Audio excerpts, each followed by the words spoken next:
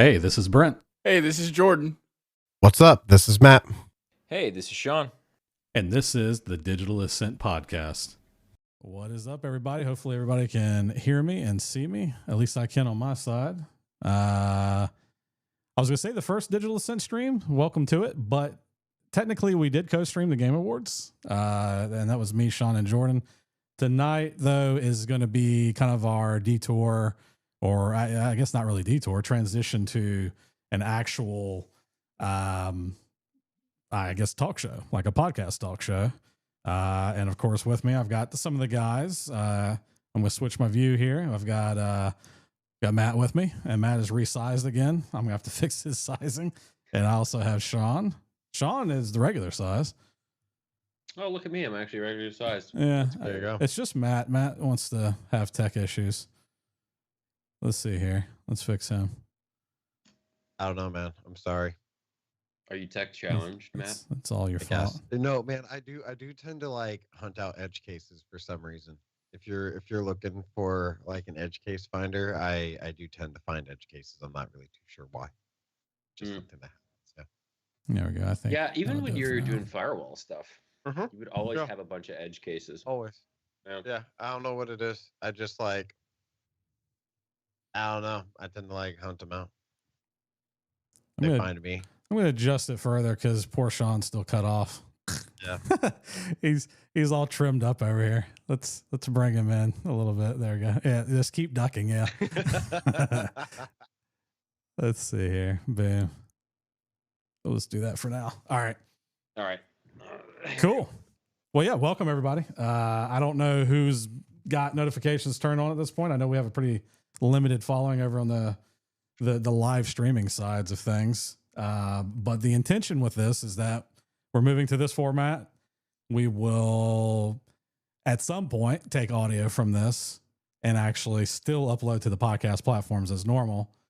And then we also do clips and stuff on Instagram, YouTube shorts, that sort of thing. But it's going to take a little while for those pieces to fall into place and us get kind of a workflow going. So you'll have to be patient with those things. But for the foreseeable future, if you want to catch us doing our usual thing, this is where we'll be, along with a little bit of gaming, usually on the tail end of it. That's what we're the format. I think I've hinted at it before on both my stream and our podcast in the past. The first half of it, whatever that half looks like lengthwise, will be the discussion portion, the traditional kind of podcast piece of it, and then on the tail end of it, we get into some gaming. So a better format in my opinion, because I like gaming. So Heard that. Yeah. Any other opening remarks you guys would like to make, or do we want to jump into some of our topics already? No, I think we're good to jump in. I mean, I'm excited to try this format again. Mm-hmm. Like you said, we already did it once for the Gaming Awards, and I think that went super well. So I'm hoping that translates well here. But yeah, I think we can just dive right in. Okay. All right. So topic one then. That's how I got the button labeled, so that makes it easy. Hey, look at that. It worked. Apex Legends esports hacking incident. Who wants to start this one off? Matt, I think out of all of us, you may know the most on this one. Yeah. At least open it up. Yeah. So there was a tournament going on, and during the tournament, very suddenly, there was wall hacks occurring on one of the guys' screens where you could see all the other players. They seemed very surprised. They, were like, "Oh, I got hacked. I don't know what to do. I'm quitting the game. Boom." And then they quit the game. And you can see when this is occurring, you can see up on their left side of the screen, somebody named, I believe it was Destroyer 2099 or 20. Yeah, 2009. Yep. 2009, man. See, I was close there. No, very close. Hopped in and was like, haha, I'm hacking this person in real time. Hardy, har, har. And then there was another instance of the same basic thing. They're in a tournament. All of a sudden, it's like, I'm getting hacked, yada, yada, yada. I hop out of the match. EA. I forget how they ruled it, because that wasn't something I forget how they decided who moved forward. That wasn't something I was super interested in. on that. So far, Easy Anti-Cheat has said that it's not them. EA says, it's not them also. I watched this video by Pirate Software. Sean, I know you consume Pirate Software sometimes. I do. And I wish I had his voice. yeah, sure. And he had a lot to say about it. He, I don't know who this guy is, but he claimed to basically have enough industry knowledge to talk with, some amount of like, these are some good ideas about it. He looked at it and basically said, this looks like a pre-compromised computer. He found another clip of one of these guys like allegedly like downloading software on the internet that they didn't know exactly what it was. He described that as risky behavior. I'm here to tell you that also sounds like risky behavior. Don't risky download behavior, huh? Yeah. Don't download software that you don't recognize. Yeah. So yeah. Who would have thought it? So who'd have thought? His take on it was, sounds like pre-compromised PC.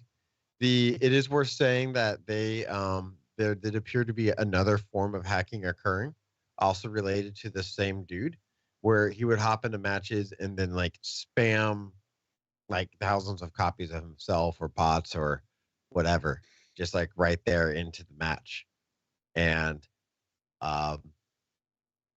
they said that the analysis on that from him is that was more likely a server side hack, but also not the same level of threatening as like I can turn on this software on your computer, which is what that like the aimbot stuff was. So that was a long rant about it, but that is my take on it. It looks like it's probably not Easy Anti-Cheat or EA, I guess. Yeah, I was. What do you through this? It's wild. What do you think about the likelihood that two of the computers are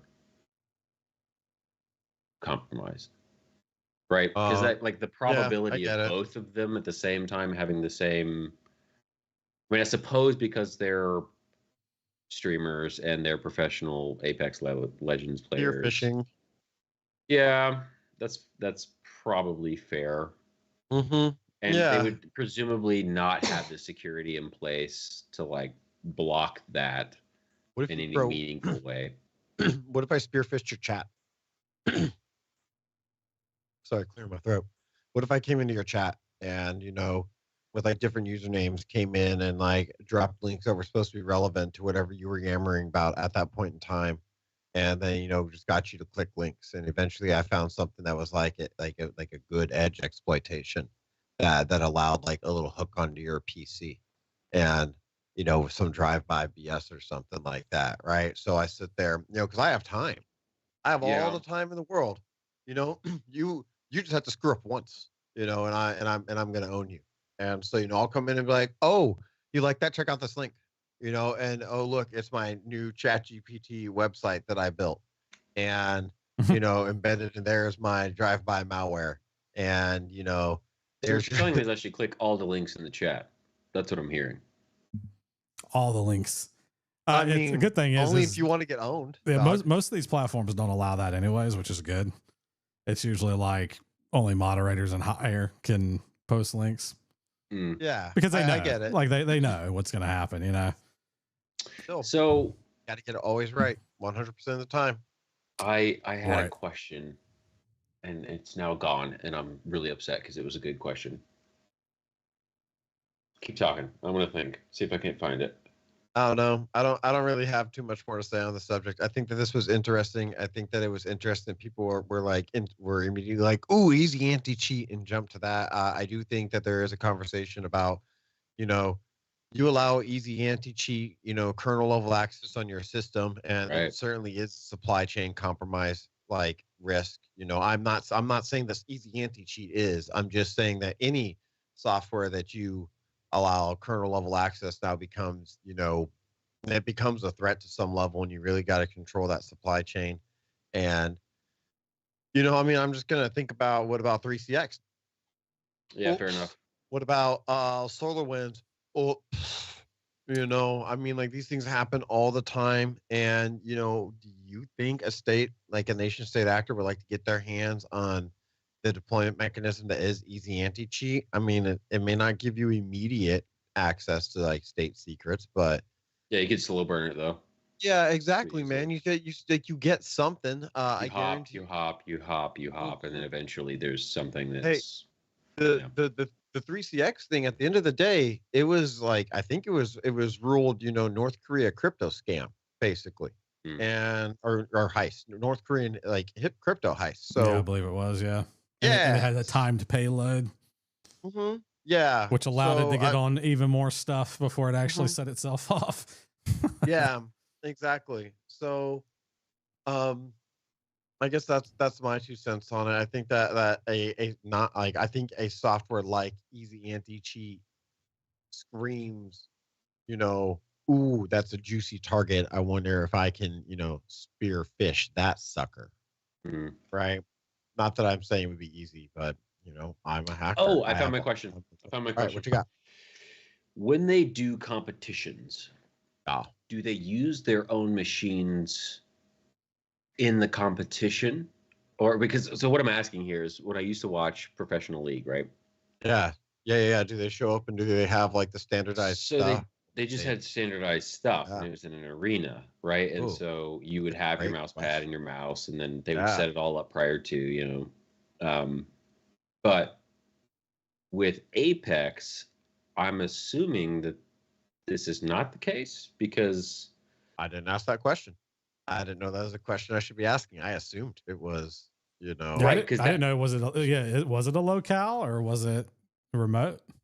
I would have to look into it because my question is that changes the a lot train of thought, right? Because if it's let's see here. I mean, look, I'll just ask the next question, which is, and this was brought up on the other stream, and I think it's a really good question. Hey, I'm a hacker. I have access to anybody who's running Easy Anti-Cheat. Why did I only pop these 2 Apex people?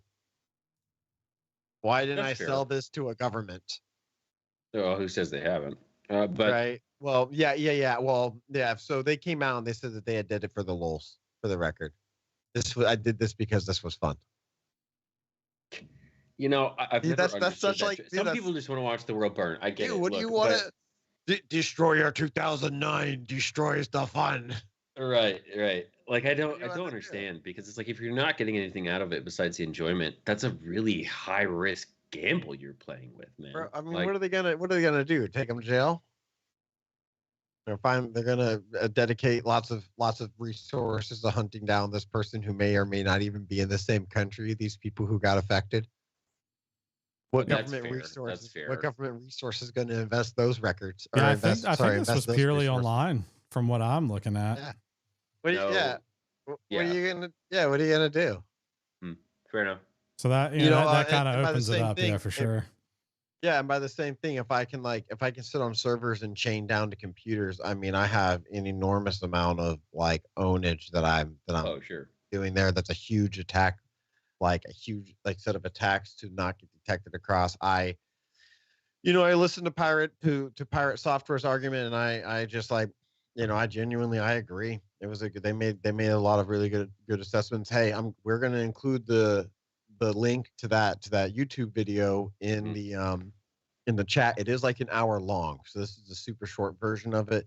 If you just think what we're talking about here is interesting, go consume that video. It's a good video. Yep. I do get to hear his luscious voice. Yeah, he is awesome. I like to in this article that you had that we're going to post in the show notes. He apparently did not report it to Respawn or EA because neither of them actually have a bounty hunting program. Like he was looking to initially how can I cash in on this? And there was no way. There's like 4 episodes where we talk about bounty hunting is a thing. And look, this is an example where other people are looking to do this stuff. So if you're just messing around, go try and do it. Hey, don't do the second thing that this person did. Just go through go through ethical disclosure practices, right? Get in touch with the company, let them know that you found a security hole, and then it's up to you to decide whether you feel like you want to go through an additional disclosure practice, right? And that's up to you. But I always recommend, you're doing this stuff, please practice ethics. Do not hack where you're not supposed to be hacking. Just my 2 cents on it. Yeah.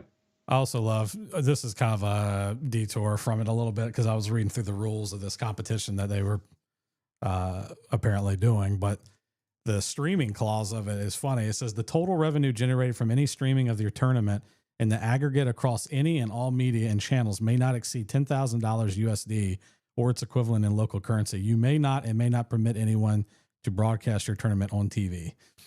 So what happens if you're incredibly popular and your live stream's popping off and you're posting clips to YouTube and all of that? Some of these big boys are bound to make more than $10,000 off of that. Who gets that money? Right. Like, okay, then. So what do I do when I do that? It goes to EA instead. Yeah, it's kind of wild. Yeah, I don't know if that's true. EA's at your doorstep, like, hey, dog. Hello, sir. Can we please get our $500? Owe us money. Yeah. All right, cool. Well, let's move on then. Matt, where did you go recently? All right, so I recently went to the KnowBe4 conference. For people who don't know, KnowBe4 is a cybersecurity company that focuses on training, and their bread and butter is anti-phishing training. And I want to take a moment and talk about this for a few reasons. One is it gets me a moment to talk about anti-phishing, which I feel like is, number one thing that you should be doing for security training programs. So if you're in a position that's doing security training and you're not doing anti-phishing at all, then please reconsider what you're doing.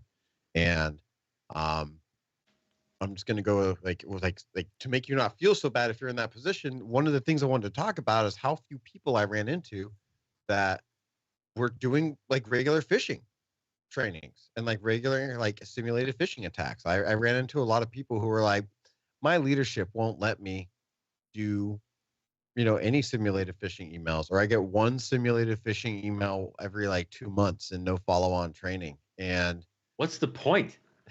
Okay, so check it out. No, this is really important. So a lot of reasons why people invest in this platform is for the training aspect of it, not the anti-phishing training aspect, but the like the LMS, or the learning management system, aspect of it. So if I want to do annual security training because I want to get cybersecurity insurance, this is a really easy way for me to like scoop up people from my AD and put them in this platform and click like 3 boxes and be like, you have 30-minute annual security training once a year. Do it, or, problems. And, then cybersecurity insurance is happy and it's satisfied. But if you really want to make a difference, in my opinion, I think that you can derive a lot of value from selecting phishing emails that are likely to hit your environment, and then, basically peppering people with them a lot. Yeah. Not like all the time. You don't want to inundate somebody, but, I'm a big believer in that exposure is the best teacher. And so if I can like basically expose you to the concept of a hot stove before you can like actually see a red burner and wonder what that is, then I want to expose you to a hot stove as much as I can, because the realism is that it may not just be like, ooh, I burned my finger. It may be like, oh my gosh, I have a 3rd-degree burn on my hand and I'm going to... Or the house burned down. Yeah, or the house burned down. Yeah. So, I have like real stories in my life of companies giving away, 5,000, like more than $10,000, and me just going, wow, that was a really cheap learning experience. I hope that, next time that somebody requests that you change a routing number, that you call them and you validate that's what you want them, that's what they wanted you to do. Right. But hey, look, that very real story that I have, from like way back whenever, it all started with a phishing email, and, good training would have maybe helped prevent that, or whatever. One of the things I think I like a lot is when you're building out these campaigns for phishing, a lot of times people will take known phishing emails, strip out all the hyperlinks, put in their own, and then just plop them into the campaign. And that way it's literally an actual phishing email.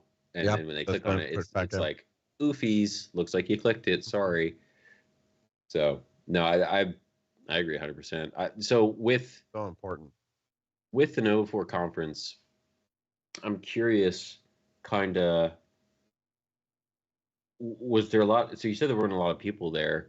No, Did there they were a lot talk of about? people. There were a lot of people. No, Oh, there there were a were. lot of. Sorry, There were a lot of didn't hear people you. there. I talked to a bunch of people. There were not a lot of people who were using the platform the way that I. That's what it was. That's what it was. Okay. That is Yeah, it's surprising 3,000 though. people there. It was astounding. I can't tell you how many times Sure. I was like, "Oh, hey, what is your training?" Because I decided one of the best things to use that for was just talk to people about their programs. Yeah. And like I've got like some very interesting stories coming out of there about some choices that people are making that I don't want to go into on stream or perhaps maybe ever. I mean, I say I'm But surprised by it, but yeah, I will say that I have worked with a few clients in the past that have done exactly what you said. They've specifically have bought the platform for the certain compliance piece, like the LMS. It has like a HIPAA platform or a HIPAA campaign and stuff like that. And I'm like, okay, well, what about the phishing side? And they're like, what do you mean? What about it? I'm like, that's kind of like, what do you mean? What do you mean? That's the bare minimum. That's the baseline side of it, right? To get like a little campaign set up. And they're like, oh, no, we just need it for the LMS side, the training part. And I was like, oh, well, damn, I didn't even think about that. Like for me, in my perspective is being in it, the LMS side of it's always been like secondary. It's been like this tertiary add-on thing that I don't even think about. It's all about the campaigns to me. So all about the campaigns. Yeah. So it was just odd. It was interesting to hear, executive level individuals saying, oh no, we're just using it for the training part. I was like, training. But here's my thing with Nova 4, and this is, I guess, a question either of you might or might not know, but when you sign up for it, like the phishing is part of the package, right? Like some people don't want it. So that was something I wanted to talk about here is that in every case, when I was talking to the people, they wanted campaigns. Everybody wanted campaigns. Most people wanted to do more than they were doing now. The problem is with leadership buy-in, and that problem was somewhere around 100% of the problem when I was talking to people. Okay, but this doesn't answer my question, which is, if you're already paying for the service and the campaigns come with it, why aren't you doing it? Why?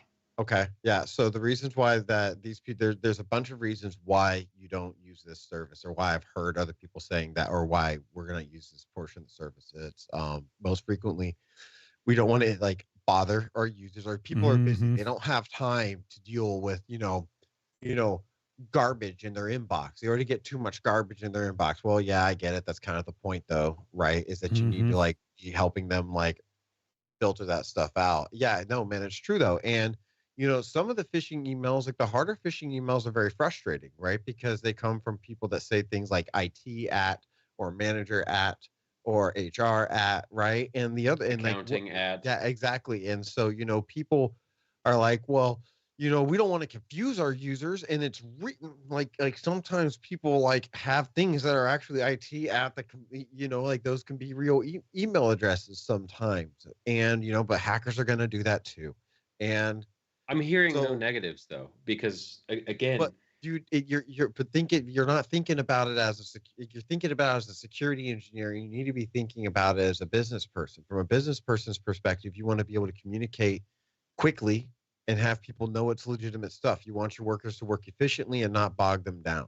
But I am thinking about it from a CEO perspective or a C-suite perspective, right? Because here's the thing in my mind, and maybe I'm biased. I'll give you that, but the cost of the incident could very much outweigh. Like it could cost me my business. Okay. So like, how do we not push that agenda, and how is that conversation not swaying? Okay, so that's the next part, which I want to talk about, is the importance of getting buy-in from the leadership and some ways that you can do that. So if you are in a position where you want to do it, like if you're listening to my podcast and you're going, man, Matt, you're right. I really wish that my leadership would do some more anti-phishing stuff. Well, number one, you're not alone, and that's okay. Everybody's got to start somewhere. And so I have a few recommendations. One is boil the frog. So start real slow. Hey, let me get one more phishing email out there, like frog legs. I don't know if I've ever had frog legs. Tastes weird, like chicken. man. They kind of do taste like chicken. Seriously, like not, like all jokes swampy aside. swampy chicken. All right, back on topic, guys. I don't want to Sorry. talk about swamp chickens or You don't whatever talk you about guys are frog talking legs? about. Now we're done here. And all right, so number two is sorry, it's on a roll. All right, so number one is I don't remember anymore, and number two is I would I can't remember that what I was gonna say either because of the swamp chicken leg. Oh no.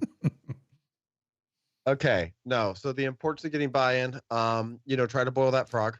Try to get like a little bit more. So you're just doing a little bit more inconvenience. Try to get to a point where, you know, you can explain the potential impact of a phishing email. Well, what happens? You have to be able to explain it like clearly. What happens if an email gets compromised? Because some people just go, Johnny's email gets compromised. What does he have access to? And the answer is usually a lot more than you think. So you got to really think. Always a lot more than you think. Yeah, you got to really be able to explain like clearly and concisely. These are the real risks that happen and the follow-up outcome.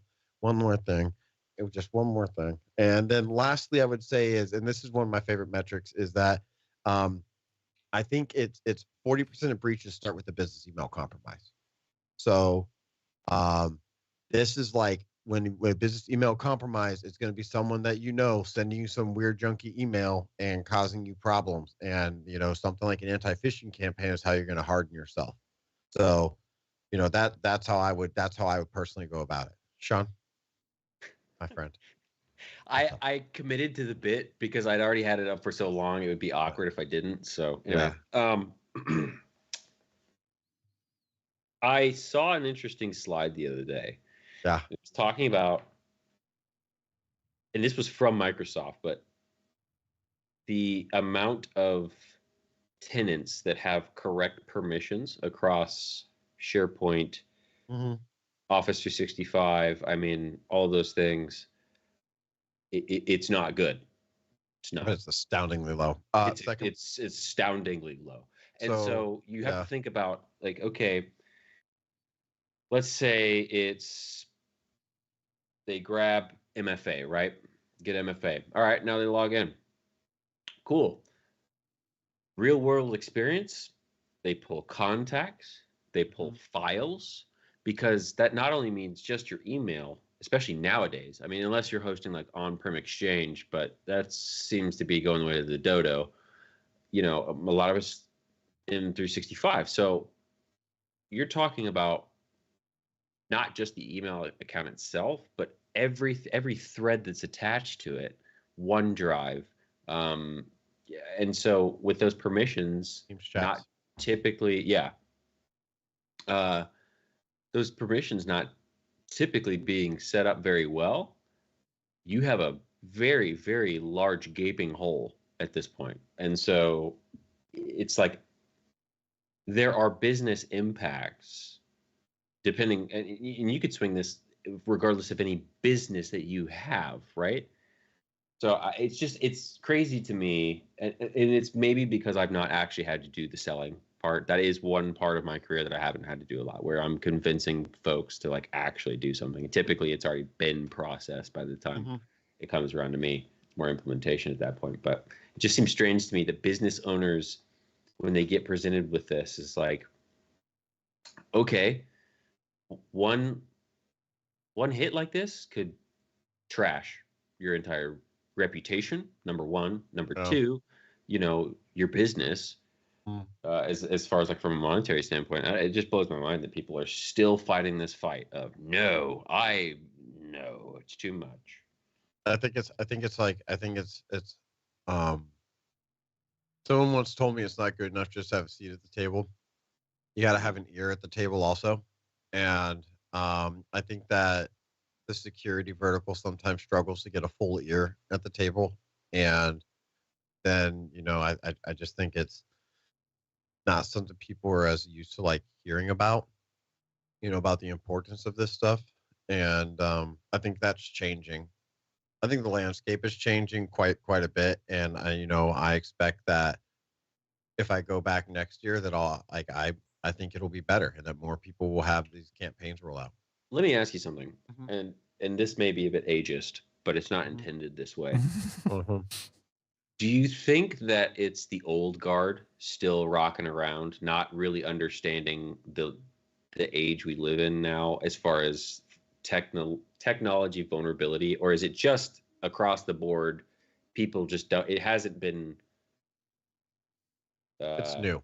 It's a new vertical. I think the exposure is new. I think most people aren't talking about it. Yeah, I think we're now getting to a point where conversations about security is like I think it's more common than ever for a company to have a security analyst. I met a lot. I ran into a lot of people there that were like smaller companies, and I felt like a bunch of the people who I ran into they didn't really have full security staff, man. Or some of them had like newly like onboarded security staff and things like that. I think that the times are changing, and I don't know. I guess my hope is that like we'll see more training because of it. Matt, you'll be glad to hear I had the wife of a friend of mine reach out and say that that he was in a boot camp for cybersecurity training.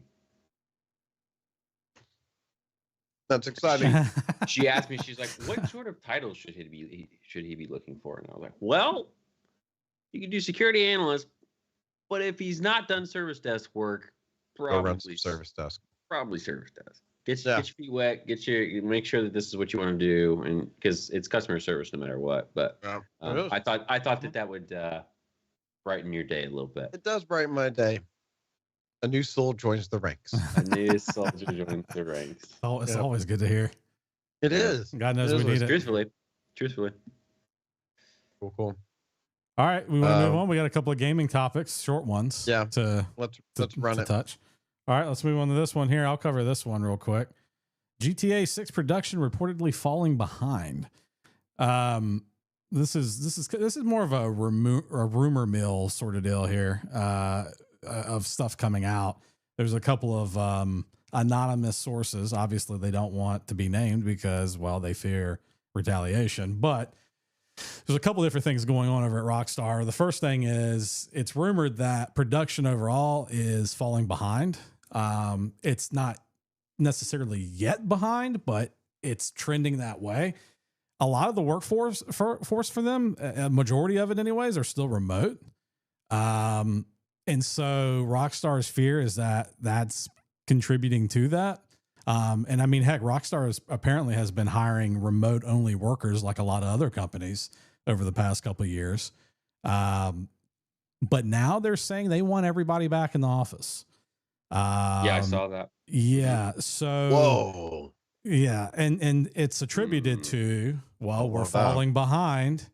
And 2026, which is where they say it could potentially be pushed to. This is from those inside sources. 2026 was only supposed to be like an absolute fail-safe backup release year. By all means, they want to push. If they had to push it, they would want to push to later in 2025, but never into 2026. So all that's floating around. Of course, the remote-only folks are like, you guys are trying to push us out. Like, you literally hired us as remote only, and now you're saying everyone has to come back to work 5 days a week now, mind you. I didn't mention that part. It's not like a modified schedule. It's not hybrid. Monday through Friday, bring your ass back into the office. So there's no way. So there's a lot of people pissed off over there right now. Yeah. Wow. Not good on that side of things. Now, obviously I feel for them as working in any industry. I mean, that's one of those that they've proven can be done remotely, but now I think Rockstar's fearing the maybe the loss in productivity.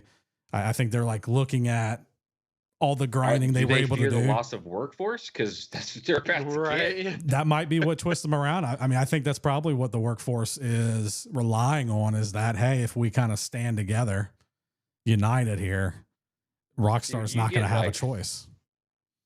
I mean, it depends on how many of them they hired, but you get a large chunk just leaving all at once. Ouch. That hurts. It's not that it'll kill them, but Well, No, it'll it's gonna hurt. hurt. Nobody It's gonna gonna like the way that hurt. feels. keep in mind Nobody though, likes that. it's not only the people who were specifically hired as remote only that are complaining about it, but it's the people that had been physically at the office primarily before COVID, and then now they're remote too, and now they're in a whole new lifestyle now. Like some of those people have moved as part of this, Right. because they were told that it was kind of indefinite that they were going to be working from home and stuff like that. So there's a lot of turmoil over there right now that could very well affect. I just see the release. This is what I don't understand. It's like, do you think about repercussions at all? It's like, just think one, maybe two more moves ahead here, and you can see consequences for the things that you do, and instead to just go, yeah, no, I think this is going to work out in the end. It'll be okay, which it very well may, but I just can't believe people don't see life that way. Like, how do you not? Yeah. Anyway, one of the people was talking about they feared that. So they were pretty much saying that when they were in the office back in the day for the other big projects, I'm assuming like Red Dead and some of the other GTAs and all that being in the office really lended itself to a lot of stress. It was a lot of a crunch.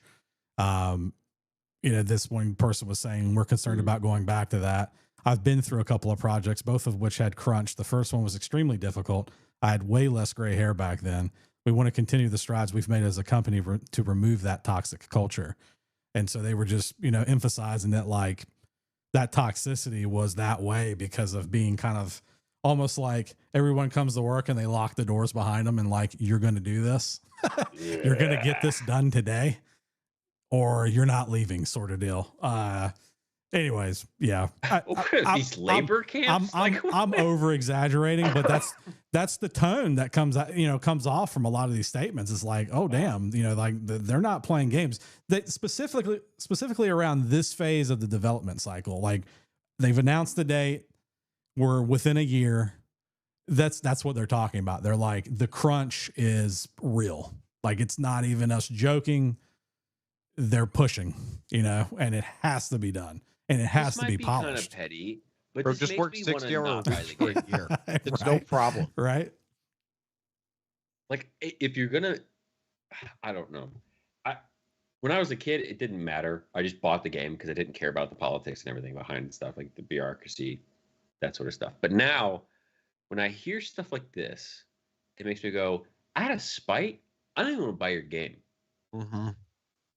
Yeah. Like, I don't know. It's just weird. Mm-hmm. So for instance, in contrast, like Helldivers, they had a bunch of problems, but they were super communicative. I'm sure that they had a rough time, but their whole deal lends itself to me wanting to continue to purchase things from them. And it's like, if it's not just about the game anymore, it's about the community behind the game. Because a lot of things have shifted to online play. So, if you're going to treat employees a certain way, I feel like as a community, there's some responsibility to be like, yo, okay, whoa, this is not how I want things to go. But anyway, that's a whole different topic. That's crazy though. I don't know how you could think that's a good idea, in my opinion. Do hybrid, do situational, right? Like, I know it's messy. I know it's hard to get around those things.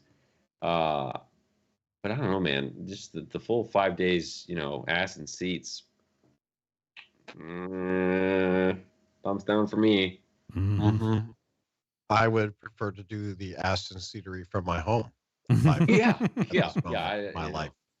Hey, look, you would say bumps look. and seats, I guess at the end of the day, that's always renegotiable for the right amount of money, but and or other soft benefits. I don't really know what that would look like, but man, work from home's been a boon for my life in like a bunch of ways. My current here, boys. Give me 2 seconds. Yep. And if my current company was like tomorrow was like, you need to come in 5 days a week, I would be very concerned about that and the impact it would have on like my life. Yeah. I have to go back to driving into the office, and a bunch of other things have to change. And that loss of time could be spent elsewhere on the commute. Yep.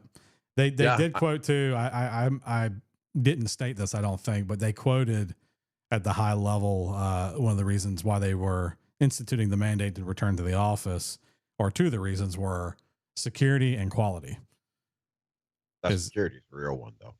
And that's why I wanted to bring it up, because the quality is questionable. Like, that's subjective. It's like, I mean, I feel like a lot of those folks are probably going to be producing better product at home. If not, then you probably have the wrong employee in that position. But the security thing, absolutely. I mean, that you're opening up a whole nother can of worms, bro, when you take it out of the environment. Wasn't there a thing where like some trailer was released like a day early, right? Because some dude's kid was like, ha ha ha, watch me go YouTube Leroy Jenkins, and released the trailer like that. Wasn't like that the kid? Happened. Wasn't that the kid that did it on a Fire Stick or something? Is that what that one was? He did it on the Fire Stick. I think wasn't that the same guy? I don't know. I'd have to cross-reference that. I do think so. I can't remember whether it was the same hack or whether like where that was in there, but I thought there was something. I could be wrong. Maybe I'm spreading misinformation. I wasn't planning on talking about this, so I didn't do my research. Yeah, no, I was trying to see if I could find it real quick, but I don't remember. Maybe he was something different. But yeah, I mean, they're even more concerned about that. Excuse me. They're even more concerned about that, obviously, this last little stretch, because they want that hype to be real. They want it to be a fresh release, and they've already been bitten this one time, as you brought up. So it's like, we can't have that happen again. And God knows, I mean, who's to say that it didn't result from a remote worker in some shape or form? Something they either did, negligence on their part, or something malicious, where they're the ones that sent it to their cousin's nephew's son. And you know what I mean? Like, hey, I'm disconnected by way of 3 different relationships here. I can't get caught. And then he goes and posts it. He thinks he's got some gold on his hands, and then they end up, they dropped it anyways, obviously. But yeah, anyways, we'll see what happens with that. That's a developing topic on that one. All right. The last one we've got, another gaming one, another quick touch here. And then we're going to jump into, some gaming, some Helldivers 2, I believe. Yeah. Yeah. That's the plan. All right. Dragon's Dogma 2 is getting review bombed. Sean just blew up now. He didn't shrink. He blew up, I think. Or he turned off video. Oh, maybe that's what did it. It's just like a oversized Skype logo. Did I just jack things up? I'm so sorry. Yeah. I got my food, and then I realized we'll just hide you. How about that? Yeah. It's wings, and I don't want people to see me. Oh, well, hold on. I'll put you on the Zoom cam, then the single cam, while you do that. I feel like that's better, right? I mean, that's going to get us all the views. While I eat wings? Yeah. That's going to get us all the views. Turn it into I think that's the best option. Food ASMR. All right. What's going on with Dragon's Dogma 2? I know that it's been getting review bombed, but why? Okay. I've got opinions on this. This is a game I've been like following, so I guess I have opinions on this one also. So Dragon's Dogma 2 is, an RPG. Honestly, to me, it has a lot of like Morrowind vibes from what I saw in some ways. Except there doesn't seem to be like a ton of enemy variety in some areas based on what I've watched. Anyways, the big thing about it is that they've got a bunch of like DLC that isn't traditionally DLC.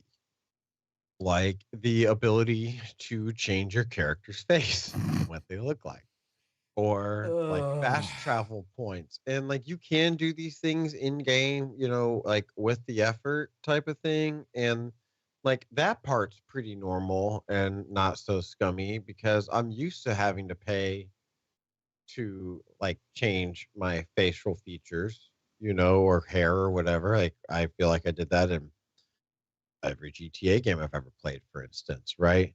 But GTA was also never like, hey, if you give me like $1 IRL cash, you can do it right now. And that's kind of weird, I guess. That's downloadable features. That's not downloadable content. That's what that is. Yeah. There is a big difference between the two. Yeah. Look, There's a large difference between the two. Unbelievable. I don't really like it, and I think a bunch of other people didn't like it also. I've linked a couple of reviews here because I was like, ooh yeah, Dragon's Dogma 2. I was really excited about this game. I like the first one. I, reckon there's 50 to 100 hours of gameplay of RPG. I love Morrowind. I love those like really big open world things. It looks like the quest system on it is fire. It looks like it has, great replayability if they ever add a new game function, which is like part of the thing. Oh, there's no new, you can't change your character's face and didn't ship with a new game option. Like, it's very scummy to then ask for $2 to ship to change it. It's a pretty scummy thing. So anyway, so I linked a couple of reviews if you're thinking about it. I linked Extra Life and Worth a Buy. Worth a Buy has some vulgarities in it, so you should you should, like, I guess, plug your ears or not watch it if you don't like vulgarities. But their take's pretty spicy, pretty angry about the situation. Extra Life, much different take. They barely brought up the microtransactions, if at all. Apparently there's no interface in game to like spend $2 in like the game itself, so they don't take your credit card from the game UI. And did they mention that performance issues at all? Because I definitely have seen that quoted. Yep. Well, yeah. So Worth a Buy was like, it basically doesn't work with mouse and keyboard, so don't do that. And they said that they said that that the performance was right shite at some areas, I believe. Right shite. And I don't know if they actually said that, but that's pretty good. What's wrong shite? That's right. And Extra Life reported that there were performance issues and that they sucked, dropping as low as like 26 frames per second on the Xbox X. I can't keep them straight, man. It's very frustrating. The Xbox Series X, I think it was, that they played on, whichever one that is. And they said that there were drops into like the 20s and that it was frustrating, but that it didn't ruin the game enough to like really say that that the game wasn't worth playing. So on their like PC with a 3090, they were able to squeeze like a steady 70 or 80 frames per second out of it at 1440. So I don't know. But a lot of people are saying it's very CPU limited. Yeah, I'll be honest, I'm very torn because I do not like this microtransaction situation, and I do believe vote with my dollar. And so I'm pretty salt that they even brought that up. I don't want to see that. And so I don't want to, I don't really want to continue giving money to a company that's doing that. The game does look right up my alley. And so I'll probably buy it sooner. Well, then you buy it and you let us know. While we're diving into hell and Helldivers too. You can let us know. Here's the two parts of this article that I found kind of funny. So, in order to start a new character, this is as of the article writing, this is what people have been doing. Man.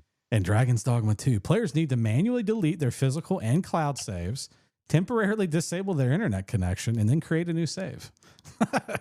Or you could disable cloud saves, but right. So yeah, and I'm sure there's more elegant ways. And then speaking to the performance thing, there's people that were talking about in the more populated areas. Apparently there's areas that have a lot of NPCs, and they're like, yeah, we're just go around slaughtering them all so that my FPS increases. So it's just funny. People come up with the most random crap to, honestly, rub it in the face.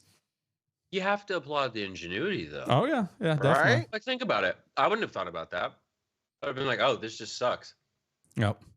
Yeah, they're just running around cities like slaughtering whoever to let them slaughter. That's so funny.